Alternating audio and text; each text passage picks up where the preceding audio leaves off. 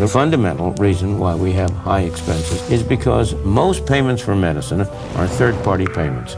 The insurance company pays, the government pays, but if you're my physician and I come to you, there's no payment between us. And as a result, everybody is spending everybody else's money. And nobody spends somebody else's money as carefully as he spends his own. Why should people have to get their medical care in that way?